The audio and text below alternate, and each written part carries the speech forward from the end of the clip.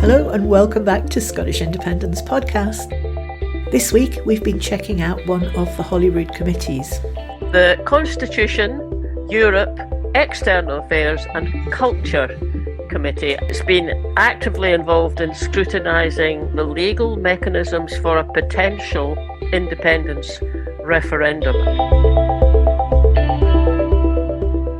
This topic was suggested by Keith Brown, who was on that committee. He had to face a bit of pushback at the beginning because the unionist members of the committee didn't want to discuss it, strangely enough, but he persisted, and there were 4 committee meetings with a whole variety of different expert opinions from, around the world actually brought in. It's worth listening to. They were all interesting discussions, but 8 hours is quite a lot for one podcast episode. So what we thought... Don't worry, folks. It's only going to be 50 minutes. Yeah.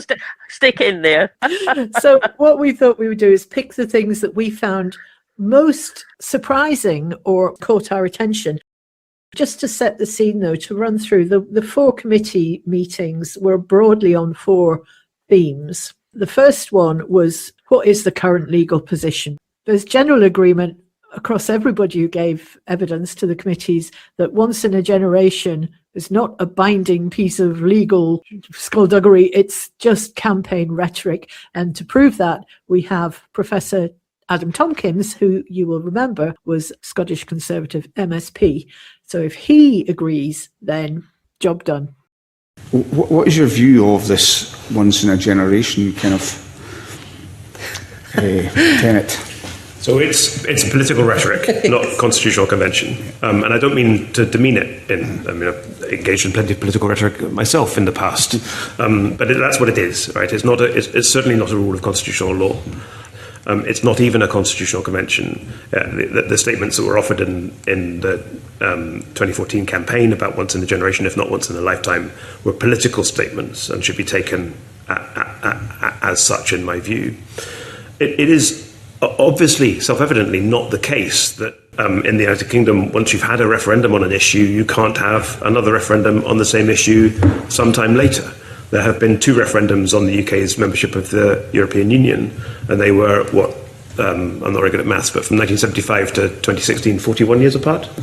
There were 2 referendums on Scottish devolution, and they were 18 years apart. The only statutory reference to anything pertaining to this, and it's not a reference that uses the term generation, is in Section 1 and Schedule 1 of the Northern Ireland Act, which provides that there cannot be what that legislation refers to as a border poll within 7 years of the previous one. So there is no legal answer to the question, how long is a generation, because it's not a question of law. Maybe just worth pointing out that under the Northern Ireland Constitution Act of 1973, the minimum period between border polls was 10 years. So if we're talking about statutory ideas of what generations are, they're actually quite short. It is a opportunistic interpretation of campaign rhetoric, which for me, it seemed to be about encouraging people to vote because they might not get another chance, rather than any sort of intention to create a promise. You wouldn't seek another one for a generation, whatever that is. We should be able to knock that one out the water the minute we hear it, and we do hear it a lot. Still, yes. Yeah. Usually, I must say, by commentators from down south. Yes, and MPs, and even Rachel Reeves was the last one I heard saying it. They always go back to it. They do, because they haven't thought past it. They just think, oh, there's my winning line but it isn't. It will be once in a generation, followed by what currency are you going to use? Oh, yeah, right. Well, they didn't get onto currency in the committee meeting, funnily enough. No, that's good. And Patrick Harvey gave quite a good summary of other points which there was general agreement on. That's right. He starts off referring back to the once in a generation discussion and then takes it on. So, let's listen to that one. I wonder if I could just come back to this phrase, settled well. It seems to me that we should be dismissing this just as a piece of political rhetoric, in the same way that some of our witnesses suggested we should in relation to once in a generation. These are political phrases used in debate rather than points of principle. And that's partly because, as some have argued, settled well is hard to define. It's partly because it's not the precedent either. Even in 97, I don't think anyone really was rock solid sure on whether the tax varying power would be supported by the overwhelming majority of the people of Scotland. AV certainly wasn't about establishing the settled will. It was a wheeze in order to offer people a voting system that nobody really wanted in order to protect the existing one. And the EU referendum in no way represents an attempt to define the settled will. It was a very, very open question, and since then has given rise to a majority for rejoin in many opinion polls. So shouldn't we dismiss this idea of settled will and the associated argument that Adam Tompkins gave us in an earlier session that we should only really ever use referendums in order to establish what we all already know? And the final aspect of this is that in the question of Scottish independence, where we all accept that a referendum would have to be agreed by two different governments, presumably wanting two different outcomes, then saying that it's about the settled will, that it's about establishing the settled will, is almost a recipe for paralysis, because you will never have a position where both governments are 100% confident that they represent the settled will. That's very clear. They also knocked out the idea that any kind of supermajority would be required. It seems just very clear that settled will is not the precedent. The precedent is that a simple majority is sufficient. And I think that means that there should certainly not be a supermajority requirement in any referendum, which I know is sometimes discussed. And it's sometimes suggested that supermajority requirements are quite common in referendums. This is not at all the case. The only country in Europe that has a supermajority requirement in referendums is Lithuania on some very, very specific question. We know this is a hot topic in indie circles. Does the Treaty of Union and the Act of Union from 1707 mean that we can resile from that and Bob's your uncle, we're independent? What would we be seceding from? The United Kingdom. Not the Act of Union? No. Secession is an act in international law where a territory secedes from a state. The state is the United Kingdom, so Scotland would be gaining its independence from the United Kingdom. Scotland would be seceding from the United Kingdom. That's how it works in international law. Which has the most weight, the Act of Union or the Scotland Act? The lawyers were clear that it was the Scotland Act. Which yes. I thought that's an interesting point that they got to. It does seem to me that the Act of Union has always taken on rhetorical importance. It has always been something that people have referred to as 1707 being a voluntary union. One of the reasons why legally we tend not to discuss it is that the courts have tended not, apart from in one case in the 1950s, to give much truck to it. Secondly, the Scotland Act itself makes clear that the Acts of Union going forward have effect subject to the Scotland Act. I think Section 37 makes that clear. So it has tended to pass out of discussion in a debate that's now really about the competence within the Scotland Act in relation to Parliament. It's really interesting, isn't it? Because I think there'll be so many people in the Yes movement who would be kind of feeling a bit miffed at that or a bit up in arms about it, because in certain quarters a lot is made of the Union Act. And as we've said before, it's like people say, well, why can't we just withdraw? And it's interesting that it's subject to that, to the Scotland Act, which was the act that set up the Parliament. The 1707 Act of Union, it itself was later than the claim of right. But the claim of right only came about because James VII and II scarpered. And, England and Scotland had to do something about who were they going to have for their king. The specific argument that I've seen made recently relates to the claim of right of 1689, which is one of the kind of guaranteed provisions of union, and it's argued that creates a right to popular sovereignty. I mean, it simply doesn't do that. The claim of right, it could be seen as, well, it does confirm an idea which was contested in 17th century Scots constitutional law about the nature of monarchical power, and it confirms that contractual monarchy or limited monarchy won out over the divine right of kings. And that has been linked to ideas of popular sovereignty. But there's nothing either in the claim of right itself or that I've been able to find in pre-union Scottish constitutional history that in any sense resembles a legal doctrine of popular sovereignty or a legal mechanism for triggering popular sovereignty. So again, that is politically important. It has helped to sustain our relative autonomy within the Union, but it doesn't give you a legal trump card that could be used to overcome the much clearer modern authority that, as Stephen says, is based around the Scotland Act and the sovereignty of the Westminster Parliament.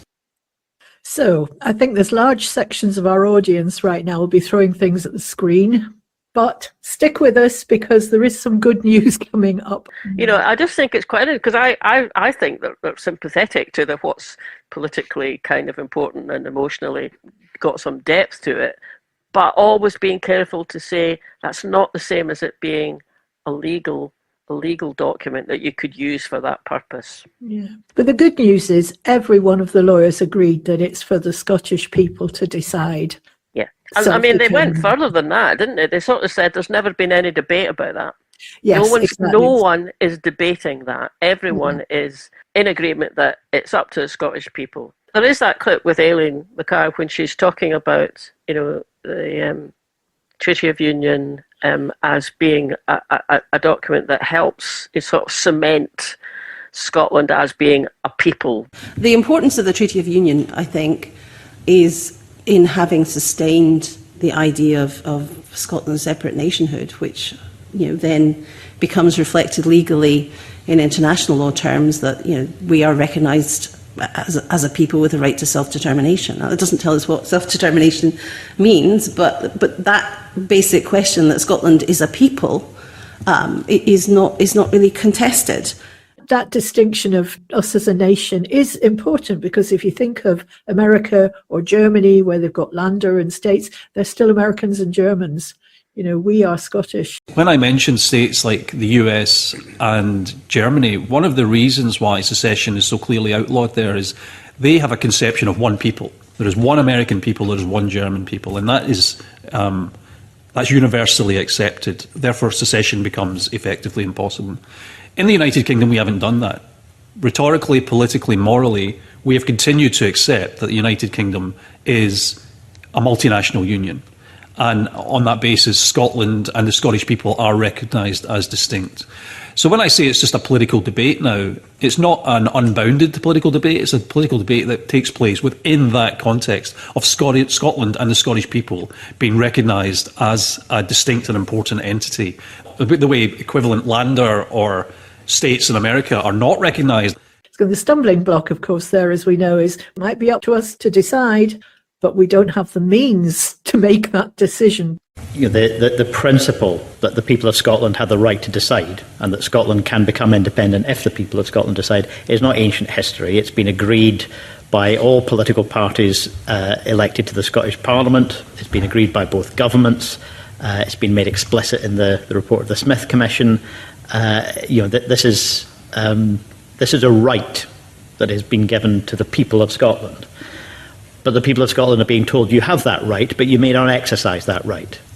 We will give you no means to exercise that right. And if an individual was being told that they have the right to vote, but we're not going to open any ballot places, we're not going to print any ballot papers, then the right is meaningless. In that discussion, it was just people being very kind of careful and precise and saying, so at the moment, actually, everyone's saying it's up to Scottish people to decide. But Westminster and outside of Westminster Unionists generally are denying the opportunity of doing it. And everyone there was very clear about that point as well and sort of pointing out the inconsistency in that. Yeah, there was discussion about other means. If you can't get an actual referendum, there are other ways. There's, citizens' assemblies type approaches. Also, we know de facto elections can be used. Westminster does have to be involved. Now, there are parts of the Yes movement that are probably going to shouting at the screen now, no, it doesn't. But they will say, well, it does have to be involved because you're withdrawing from that state. You withdraw from the UK state. And it does have to be involved And that was part of another kind of discussion that they went into, wasn't it, about Yeah. what's fair and to what extent does Westminster have any kind of say in how it's done. There are other alternatives to a referendum, but there are also reasons why a referendum is a really good idea, because they're not just about asking a question. It's really important that the referendum, should there be one, is perceived as fair on all sides of the debate. And I think the 2014 referendum was perceived in that way. I think that, and given that that's the way that referendums have been conducted in the United Kingdom, I think probably a departure from that would be perceived as unfair. And the 1979 referendum was definitely perceived as unfair, given the threshold that was imposed at that time. But I do think it's really important that there is a deliberative process in advance of a referendum, so that we can be as sure as possible that the decision is as informed as possible, and reflected upon, and is a decision that, as Alan said, would stick and would be stable. There is no right and perfect way to do this, but I think it's that perception of legitimacy from all sides of the debate is absolutely crucial and important to remember, and we saw this with Brexit. It would be even more the case with an independence referendum, is that the referendum is the first step in a very long process of negotiating and transitioning to an independent Scotland. So if you want to ensure that the people come with you on that journey, then that perception of the legitimacy of the process that led to it is all the more important. You said something earlier about we tend to think as far as the referendum and then stop, and they're thinking about the society and the impact on society afterwards. Yeah, I think that's true. I mean, there are obviously lots of people in the Yes movement who think beyond the referendum. I mean, like the currency guys are always thinking beyond, but there's lots of people. But I think because we've kept coming up against now is not the time, blah, no you can't, that has kind of, in a way, been the driving force behind, well, what we're thinking about is how we're going to get it, And one of the things I really appreciated about these discussions was because, well, as we've just heard, they're thinking beyond that. And actually, it reminded me of, after the 2014 election, a cousin of mine who has been a member of the SNP since the 70s, long-standing supporter of Scotland being independent. We were kind of saying, well, we were disappointed. She said, yeah, but if we'd won, it would only ever have been by a very small margin. And to be honest, I think we're better to have lost this time. And I went, what, really? And she went, yeah. And she said, yeah, because we have to take everyone with us afterwards. And, if you lose with a very small margin, then it's all the more important that what went before, the processes that went before, have been perceived to be fair. In the paper I submitted, it focuses entirely on public opinion, because it explores this understanding of losers' consent and the importance of process and procedure. So we know that an accepted procedure that builds trust and confidence in the democratic process is important. It's important that any democratic event is perceived to be both free and fair, and that is true for elections and is also true for referendums as well. But in the particular case of referendums, the binary and highly polarised nature of those referendums means that process is all that more important. When we study attitudes to process, we often look at attitudes to democratic satisfaction. And one thing we know, if we look at democratic satisfaction before and after referendums, the key determinant of losers' consent, the key determinant of democratic satisfaction and an acceptance of the result after the fact, is how you feel about the process. We also know that all of this connects to a body of work that's being undertaken in Northern Ireland and also in Scotland about attitudes to process around referendums, because we think it's incredibly important that we identify beforehand a process that is seen as mutually acceptable to all sides. I quite like listening to them talking about that, because partly because they were talking about it in a very measured way, not rabble-rousing, but just a very practical way. And I thought, this makes it feel more real to me that there is a way through this, and here are some things that we will do afterwards, and here's how we will sort that out. You remember last year when you and I had that chat on the podcast with Leanne Woods, who was the former, leader of Plaid Cymru down in Wales. But then since then, she was involved in the Welsh Constitutional Commission, and that's what they've done that now. It took years, and it involved everybody. It was set up by the Welsh Senate, and everyone, Labour, everybody else in the Senate agreed that one of the questions was going to be asking people about independence, and they've done that. They've kind of laid that down, and that when they get to the point of having a referendum, that whole process will be part of what will help people to feel it was fair and perceive it as being fair. One of the other people at Holyrood is from Northern Ireland. She talked about that, didn't she? She did. And she also, in terms of fairness, she brought out something which I had no idea about. We hear a lot about the Good Friday Act and how there is a right in Northern Ireland for a border poll not more than 7 years. What I didn't realise, though, is another aspect of that, which we'll just play now and see if this surprises you as much as it did me. For instance, the United Kingdom, generally Westminster, has to act with rigorous impartiality when it comes to a referendum on Northern Ireland, so therefore they cannot take sides on that discussion, which would be different to, I would suggest, what happened in Scotland as to regards to political parties and taking positions from London. Now that, I thought, that's dynamite, isn't it? Dynamite, isn't it? I smiled a bit wryly when Nicola McEwen was saying 2014 was perceived to be fair, because actually there are a lot of ways in which it wasn't. And the political posturing of the overwhelmingly English parties and the Westminster government interfering in our referendum. We've had, what was that documentary, London Calling, that documented it all. I think Nicola McEwen I'm sure she'd take on board what you've just said, because she'll know all that. But I think she was take about it more in terms of the procedure that went through. So yes, the Unionists were involved, Westminster were involved. It was David Cameron, a Unionist, who was part and parcel of it, and giving his government's word and all. And so I think that's what she meant. But then what Aoife was saying there is that in a campaign, UK government has to maintain neutrality. TV screens would be blank for 23 hours a day. Yes, it would be. Reporting Scotland would be, there's nothing to report here. Here is a little fiddle tune for you to listen to. And a picture of the ptarmigan. have a piece of shortbread while you're listening. Where that point came from was that, in fact, there was a whole committee. I think the second one was devoted to, could we put something in law that would trigger a referendum, which takes it out of being just up to the whim of Westminster? And the conclusion they came to was, well, yes, you can. You'd have to be careful, be careful what you wish for. You'd have to be careful what was actually agreed.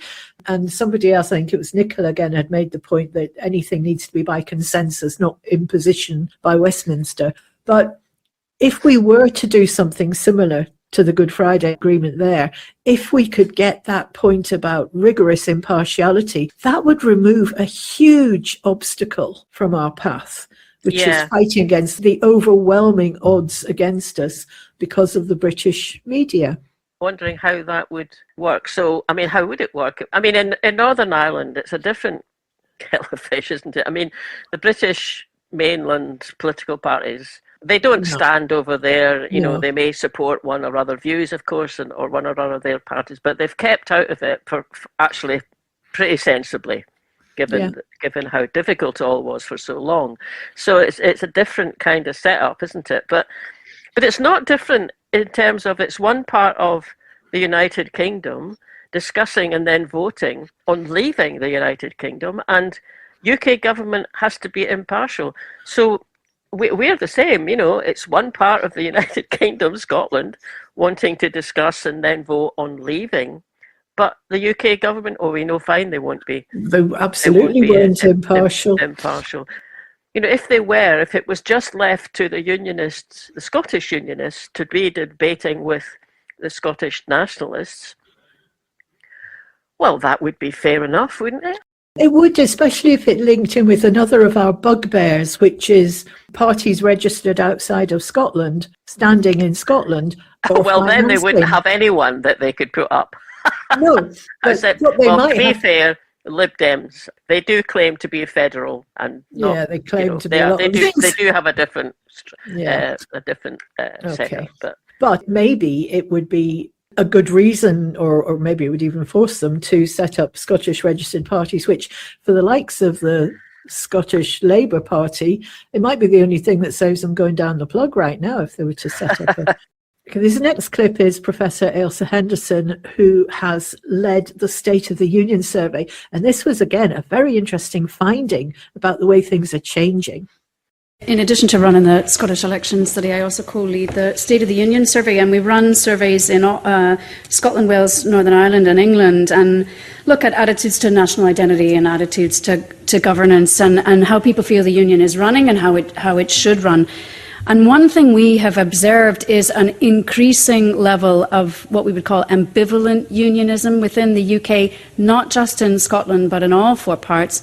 So we have a question that we ask that asks whether people prioritise the Union as it is, whether they want independence for their own part, or they don't want independence for their own part, but if one or more other parts of the UK decide to go their own way, then so be it. So that's a kind of, I don't want to go, but if somebody else goes, that's fine.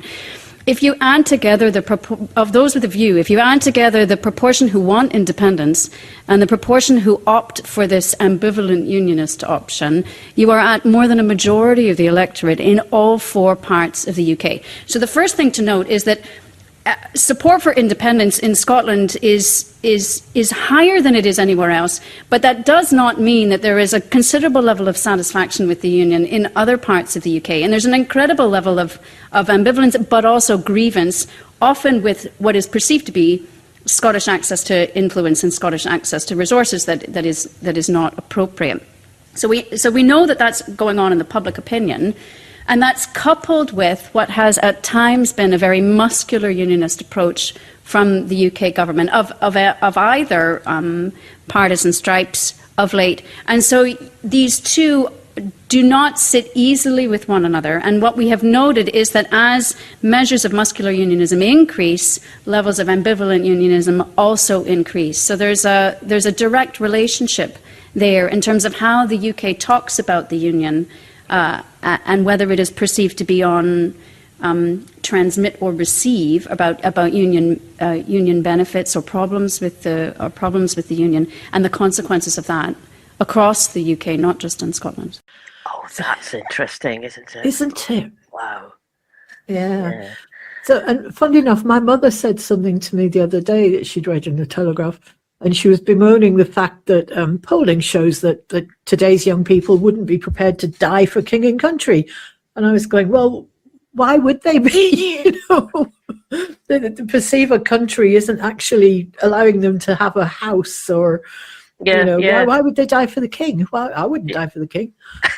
No, we've seen you with your Not My King placards up, Fiona. I mean, I think a couple of things struck me from that one, because she did say that one of the things they can pick up from, presumably it's from England, is that people feeling that Scots get too many, they've got unfair access to resources and things. So that's interesting. I think it's that myth that we're subsidised by England. I think that's what that is. That's probably. So the other thing that struck me was, so that you can have the government doing muscular unionism. Now is not the time. Get back into your box. But then on the other side of that, ambivalent. People are ambivalent about the Union. And actually, that makes me wonder is, I wonder if that kind of links up with people's just general lack of trust with politicians, and underlying that, the kind of things we've talked to Stuart Donald about inequality, and you just mentioned it just now. But why would you go and fight for king and country if you can't even afford to move away from home and have your own place? And I just wondered if there's something about that kind of sense of don't much care about the Union one way or other, or even can understand why they want out of it, and parcel of the whole kind of huge I mean, it's a huge shift going on in England. You know, Tories and Labour being predicted to get 50, 60, 70 seats, and Reform UK nearly with an overall. That is an incredible turnaround. Maybe this underlying kind of apathy, sense of unfairness, is kind of what's behind people saying, well, I might as well go and vote for them, even though it's a rather silly thing to think. And this is a bit of a leap, but it maybe does kind of just emphasise that where unfairness, a sense of unfairness, takes hold, that can lead to tipping points, a series of tipping points. And that's something we want to avoid. We want to set up a new nation. So we want to bring everyone with us. And you know, it just makes me kind of say another reason for being, making sure that everything's perceived as being fair, even although we know the other side are not going to play fair, but we can do what we can. I remember somebody saying that the breakup of the UK Union has been happening since before the Second World War. You know, it's the continuation of the end of the empire. You know, the UK's on its way out. Once you get to the point that you've got 4 parts of the UK with 4 nationalist governments, it pretty much is the last days of the Union, isn't it? Yeah. But the other thing, just when talking about fairness and inequality in discussions we've had, contrast that with the conversation we've just had with Leslie about Finland and their trust in their institutions, the perception of fairness amongst the people. There is a different way of doing it. They're demonstrating it. As you just said, that's the kind of country we want to be in, not a failing union that's having its last gasp. Yeah, it'll be difficult for some people. I mean, if we win the referendum, that is going to be difficult for Scots. So, you know, why would we not want to make it as at least less stressful or easier, as easy as we can, just by what we do beforehand? Because we want everyone to get together and then start to build a nation again. Yeah. Everyone. That probably brings us on nicely to the next clip, which is it's moving on from the idea of a referendum being the only way to do things. And Patrick Harvey asked about citizens' assemblies, and this is where we got more from the Northern Irish situation. And I think that's the focus of a considerable amount of work that's happening in Northern Ireland. And they're not quite at the point of identifying a deliberative process that might be the end result, but they are using deliberative processes so as to identify what that process might look like. So they're using citizens' juries, citizens' assemblies, and small group discussions to try and identify what might be a mutually acceptable process. What would it look like? But that's in a very different context, because it's in a context in which there is a reasonable expectation that a referendum might result at some point. So they're trying to identify a research program that will help them to plan the very best referendum that they can in the eventuality that it happens. There are a number of projects going on the island of Ireland. Some of them are academic-led, others are led by civil society groups or civil society groups with academics. You've got feminist groups, for instance, women's groups working on various activities, cross-border rural women's groups working on things. So there's a lot of grassroots work done, particularly bringing groups that disagree together.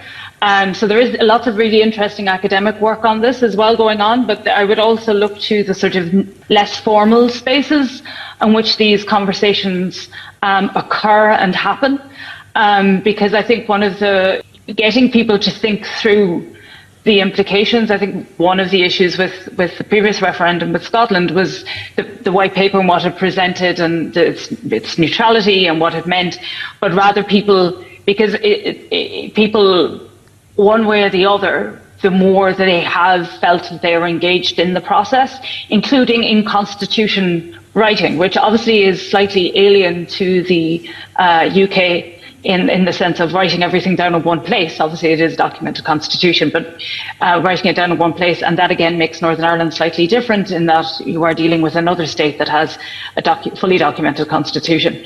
But things like getting involved in the political discussion, but also the type of state that they would like to have, including in legal drafting. And obviously I'm in a law school, so this is the work that I'm more familiar with and have been involved in.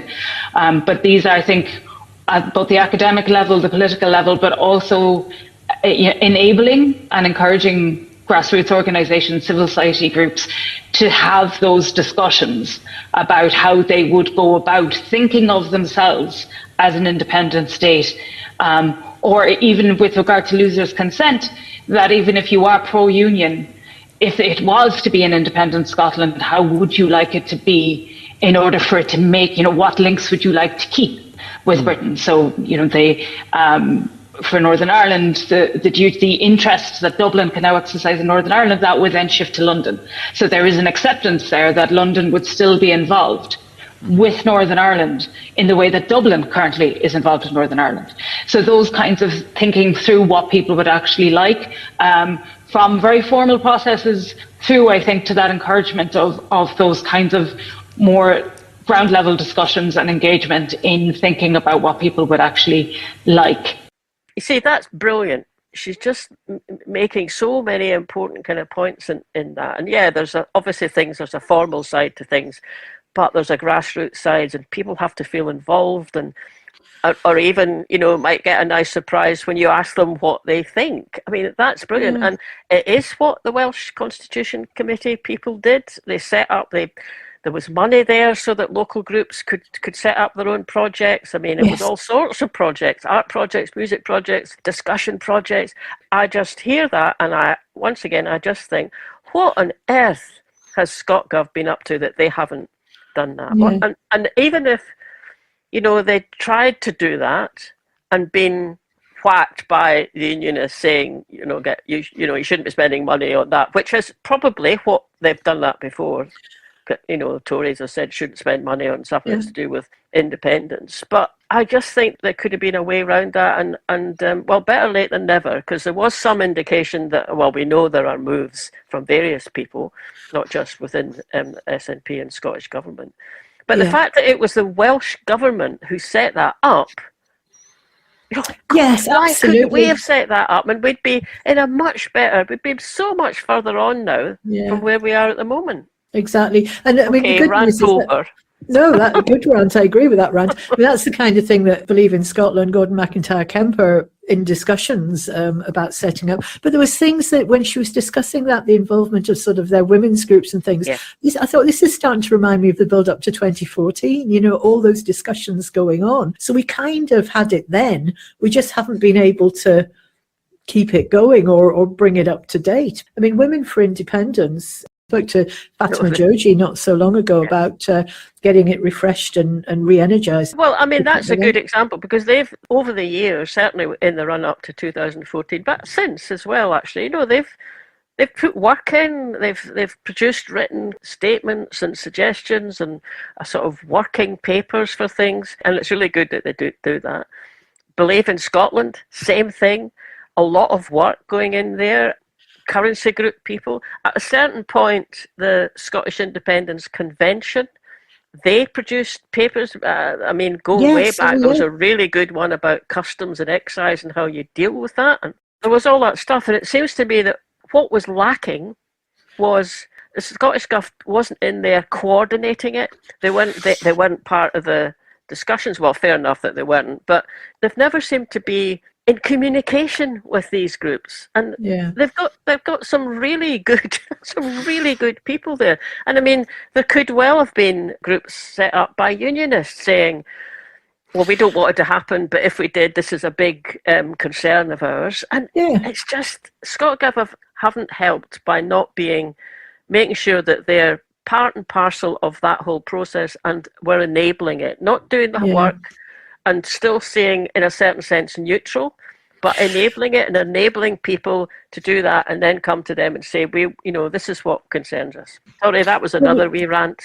There was some acknowledgement of the ScotGov had started off with, remember those citizens' assemblies they ran? Yeah. And there was one about what kind of Scotland you want to see, which was the right start, although in retrospect, the point that I think it might have been Nicola McEwen, she said it was too vague, the question, so you couldn't actually get anything very specific out of it. But you could almost see them, they're so careful not to make it a yes or no question that they actually didn't make it much of a question at all. What you've just said in your rant Mark 2 there is absolutely right. If we can't discuss these things, you can see the frustration of the Yes movement in setting up all these, like the Independence Forum for Scotland. We've got Yes United. We've got about 5 or 6 different versions of a constitutional convention trying to get off the ground. None of them seem to have actual involvement from the government. And if you're talking about things like energy, you're talking about practical things like borders or customs and excise or whatever it might be, housing, all these things that we are interested as people in discussing. If we could have some actual government ministers or representatives in the room with us, it would be a more useful conversation, I think. Or even not in the room, but at least or at least listening. It's going to their desk and they will be incorporated into how they're thinking, or they'll come back to you. Something like that. I mean, one of the things that Aoife mentioned there was about the constitution. And of course, Ireland has a written constitution, like most countries. They wrote down what kind of country they want and the overriding principles about how it would run. And obviously we'll do that for Scotland. Well, I mean, as you know, I was part of a group that was set up by Mike Russell when he was still a MSP minister and he still had responsibility for the constitution. I think he had the job that Angus Robertson's got now. So, he just pulled together yes groups to talk about what could be in a written constitution. Now, immediately, of course, there was only yes groups, but then the no groups wouldn't have come. So, of course, it was a limited exercise because it was one-sided, but the person who came up with possible provisional Scottish constitution is himself a constitutional expert. I mean, we've talked about Bulmer, and we talked to both Elliot and Mike in previous podcasts. So, of course, it was a limited idea, but what isn't limited is that the minute you've got to Independence Day, you need to have some sort of constitutional document in force. It's not going to be the final one, of course, because it won't have the assent, it won't have involved everyone or those people who want to in a sort of citizens' assembly. Eventually, there would be citizens' assemblies to come up with a more precise and constitution. But that work was done. I still have a copy of it on this computer that I'm on at the moment. I mean, it's a good bit of work. It's very detailed. But, I mean, the two areas that I really think, if the government disagrees with the line being taken, or if there are practicalities that we haven't taken into account, now would be the time, while people are putting in so much effort for free of their own time, like the currency group and the guys doing the energy. Why is that not just around the table? Let's get this thrashed out discussion. But anyway, let's crack on with, we've got a few more clips. Okay. This one I thought was interesting because there was also people from Quebec, there was Germany, there was Ireland, as we've just heard. There was also a lady talking about the Swiss example. There is a lot of merit in talking about these things, both formally and informally as well. And in the informal discussions are really valuable because they stress that something like separatist desires is not, and whether they actualize or not in an independent state, it's a process, it's not an event. Most of the time it takes a long time if it is to be non-violent in particular, right? And to emphasize that in that process a lot of things need to be considered, both about the process to get there and about what happens if an agreement mechanism, a referendum is triggered. What happens after that? These are valuable discussions to have. And the example I mentioned in my written submission from Switzerland, which is about the secession of one canton from another canton within a federation, is just is a good analogy because it actually happened in a democratic way. So it gives you an idea of all the steps that would be necessary in order, like if a referendum were to be held and then that would result in a yes vote for independence, what you then need to do. And informal processes before a referendum is held are helpful not just to determine the process of how to trigger a referendum, but also to get inspiration from the people on what would happen afterwards, which may then change attitudes and may help with democratic certainty and accountability, which is what you refer to in the scope of the inquiry. More or less what we were just saying about having the conversations beforehand. But that point there just at the end about being involved in the conversation helps you even change your attitude towards the future. Well, that just makes sense, doesn't it? The fourth of the committee meetings was Angus Robertson was the main witness because he's the constitutional secretary. So I've just got a couple of little clips from that discussion I thought were worth sharing. Consent from the losing side in elections, acknowledging that a government has a right to make progress in delivering its manifesto is really important for the democratic health of a country. And unfortunately, on the constitutional question, things have moved on since 2014 with a range of different rhetorical devices being used to stop a referendum taking place on Scottish independence. That is notwithstanding the repeated elections of a majority of parliamentarians to this Parliament elected with a mandate for there to be such a referendum. Now, we need to separate something out here. This is not, my point here, is not about whether one is for independence or not. This is as Democrats living in a country where referenda have been the mechanism used to agree constitutional change, where we have a precedent on there being an independence referendum and the way in which that worked. And now we're in a situation where we have a mechanism in Northern Ireland that can, through the ballot box, determine constitutional change for Northern Ireland. So that's a de jure mechanism in Northern Ireland. We have a de facto mechanism for England, because with 85% of the population and an overwhelming majority in the UK Parliament, if there were a move for constitutional change in England, that there is a mechanism through Westminster for constitutional change in England, but none exists, no mechanism exists formally acknowledged in Scotland or Wales. We have and I'm sure you have seen this, convener, we have a long list of statements from past British Prime Ministers, political leaders from across the political spectrum at Westminster and indeed in the Scottish Parliament, saying that it is for the people to be able to decide on this question, and that being the case, surely there must be a mechanism for this to take place. As a Democrat, for me there is only one route for all of this, which is through the ballot box and a process which is legal, constitutional and agreed, because that is a requirement for international recognition. And the fact that we have already done this tells me that there is a way to be able to do this, but it requires those who are opposed to Scottish independence as Democrats acknowledging that it is a democratic right for people to determine constitutional change in Scotland. That's quite a good point, isn't it? That the Irish have got their mechanism in the law and the English have got a practical means because they can just vote for it because they've got the numbers. If you're being consistent, from an English point of view, you say, well, it's fine for us to do it through Westminster because we've got the numbers.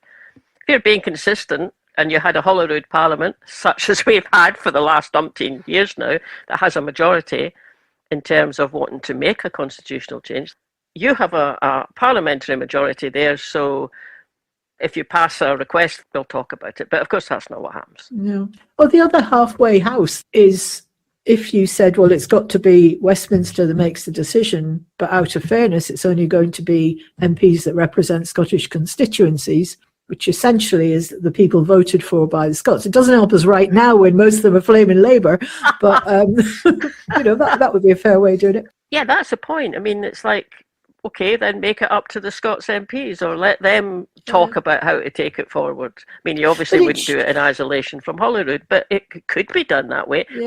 We know fine it won't. So, I mean, Angus Robertson, he's very measured sort of speaker. I sort of think, God, you could have all said all that in half the time. I think maybe give the last word to Keith Brown, because he set this inquiry up. He asked some good questions. Just on the point you've made, the difference in the UK, say from Spain, which you've heard about, which Spain does not allow a legal mechanism for a referendum on independence of any of its constituent parts. But Spain also does not acknowledge a right to self-determination for those areas. In the UK, apparently, various prime ministers or the Smith Commission have explicitly stated the idea that Scotland should have the right to decide on its own future. It's in the Smith Commission signed up to by the UK government. In the recent change to the constitution of the Turks and Caicos Island by the UK government, they've recognised and facilitated a legal mechanism, and the Cabinet Secretaries mentioned in Northern Ireland there's a mechanism there to do it. But in the UK it seems to be the case that they acknowledge and apparently support the right of Scotland to exercise self-determination, but it can only be done at the whim of a Westminster government. Now, self-determination, when it's decided by somebody else, is not self-determination. It cannot be. If you're right to exercise it, it's got to be approved by somebody else. That is not self-determination. So is that the key point here, which I think in summary of the evidence we've heard so far is that the UK says it recognises Scotland's right, but it is deliberately withholding that the ability for Scotland to exercise that right, and it keeps jealously to its own kind of heart the idea that it's only the UK government that can decide this. In that way, it can prevent that right from being exercised. The two things seem very odd in the international context from what we've heard, that they recognise the right but they refuse to facilitate the exercise of that right. So I agree with that, and it's a contradictory position, not just in terms, but in publicly stated positions. The position of the leaders of the Scottish Conservative and Unionist Party, the Scottish Labour Party and the Scottish Liberal Democrats in June 2014 was, and I quote, "Power lies with the Scottish people and we believe it is for the Scottish people to decide how we are governed." The Smith Commission 2014, I quote, "Nothing in this report prevents Scotland becoming an independent country in the future should the people of Scotland so decide." And then another, I think, very strong quote, "Mandates come from the electorate in an election. It should be for the people of Scotland that decide when the next referendum is." That quote is from Anis Sarwar. And I could go on. I mean, and it doesn't matter whether these politicians, I could go back to Margaret Thatcher, John Major, Theresa May, who've all said similar things. There has been an acknowledgement by people who do not support Scottish independence that self-determination, and self-determination is a key point in Mr. Brown's question, is something that is an inalienable right to the people of Scotland. And that being the case, to be unprepared to answer the simple question, and repeatedly so, by which mechanism can Scotland secure a referendum on independence, is withholding the right of self-determination. Yeah, maybe we should just leave it there, because that's the nub of it. It is. I thought that was a nice sort of summary. We've only picked out a few things here out of what was 8 hours worth of debate, and it's definitely worth going back and watching that yourselves if you want to know more about the actual discussion. We've hardly touched on a lot of the input from other jurisdictions, but it's all there if you want to go and watch it. Only so much we can get in one episode. Thanks for listening, everybody. Hope you enjoyed that. Don't forget to subscribe to us wherever you get your podcasts. And if you're listening on YouTube, you can click the little bell and you get a reminder whenever we put out a new episode, which is every Friday. And sign up for our mailing list. You can do that from the website. And we always send one out at the beginning of each month to tell you what's happening. Last but not least, you can buy us a coffee on coffee.com. And we'll catch you later. Bye now.